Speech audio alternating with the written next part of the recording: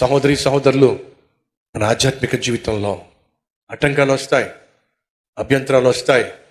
దేవుని పట్ల మనకున్నటువంటి గౌరవం కానీ, భక్తి కానీ, భయం కానీ, శ్రద్ధ కానీ తగ్గడానికి వెళ్ళేది. ఆయన పట్ల మనకున్న ప్రేమ కానీ, కృతజ్ఞత కానీ తరిగిపోవడానికి వీల్లేదు, అరిగిపోవడానికి వీల్లేదు. ఏంటి ప్రభువా, ఇంత ప్రయాసపడి నేను నీ కోసం సాక్షిగా జీవిస్తుంటే, ఒక పక్క ఉద్యోగం చేసుకుంటున్నా, ఫ్రైడే ఉపవాస ప్రార్థనకి పరుగున వస్తా, ఒక పక్క ఉద్యోగం చేసుకుంటున్నా, ఇల్లంతా చక్కబెట్టి మళ్ళీ గబగబా మందిరానికి వస్తా, ఒక ఆదివారం మిస్ అవటల్లా, ఒక ఫ్రైడే మిస్ అవటల్లా.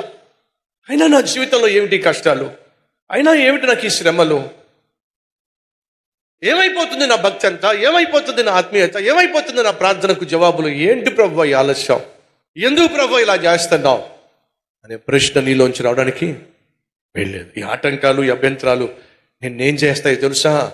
నీలో పట్టుదల ఉంటే దేవుని పట్ల మరింత భక్తి శ్రద్ధలను పెంచాలే తప్ప, మరింతగా దేవునికి దగ్గరగా నిన్ను చేర్చాలే తప్ప, నువ్వు ఆశించింది, అడిగింది నువ్వు పొందుకోనప్పుడు నిరాశ, నిస్పృహ సైతాన్ని తీసుకొచ్చి నిన్ను ముంచే ప్రయత్నం చేసినప్పుడు నువ్వేం చేయాలి?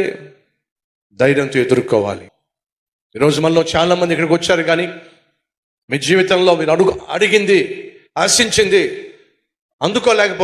పొందుకోలేకపోతున్నామని నిరుత్సాహంతో వచ్చారు, నిస్పృహతో వచ్చారు. ఆ నిరుత్సాహానికి కారణం ఏమిటి? నా రూమ్మేట్ నన్ను చూసి ఇష్టం వచ్చినట్టు మాట్లాడుతున్నాడు. ఎరా భక్తుడు కదా, ఏం చేశాడు మీ దేవుడు? నా రూమ్మేటే హేళన చేస్తున్నాడు, నా కొలీగే హేళన చేస్తుంది, మా పక్కింటి వాళ్ళు హేళన చేస్తున్నారు, మా చెల్లి ఫోన్ చేసి దేవుడు అంటావు కదే, ఏమైంది నన్ను ప్రశ్నిస్తుంది. ఇలా ఎంతకాలం నేను నిరుత్సాహంగా, నిస్పృహకుండా వెళ్ళాలి? ఇదంతా సైతాను యొక్క, చెప్పండి ఏంటో, నిన్ను అణిచివేసేయాలి. దేవుని పట్ల ఉన్న భక్తిని, దేవుని పట్ల నీకున్న కృతజ్ఞతను, ఆత్మీయతను అణిచివేసేటటువంటి పని సైతాను శతవిధాలా చేస్తాడు.